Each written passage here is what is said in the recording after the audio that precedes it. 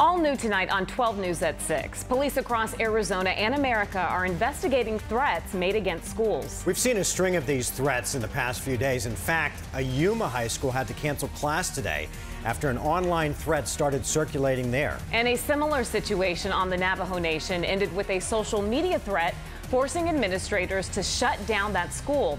But authorities are taking these threats lightly, not taking these threats lightly. Tonight, Team 12's Charlie Etzedy is verifying the potential consequences for those who decide to try to disrupt schools. Charlie.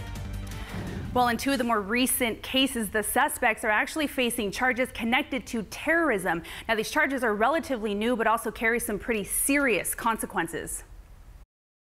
It's this court's belief that you will ultimately be charged with making terroristic threats under a fairly new statute. Tempe police arresting Edward Eugene Robinson late last week, saying he threatened to buy a gun and, quote, spray the ASU stadium. The 20-year-old is now facing several charges, including making terrorist threats. When we charge somebody with making a terrorist threat, we're communicating something very distinct here, that the type of threat that was made caused serious disruption for those who were affected by it.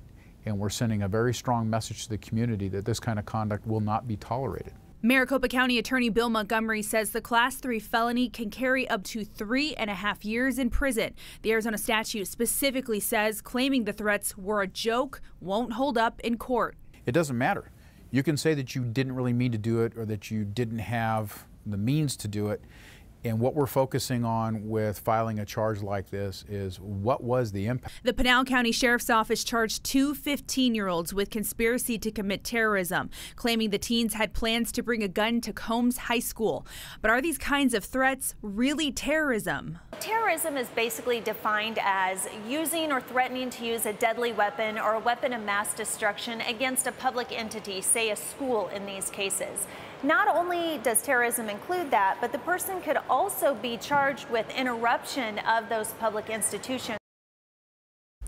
And if a person is found guilty, they actually may be financially responsible for paying for the first responders arriving at the scene, and also if a school had to shut down. Charlie Etzedy, 12 News.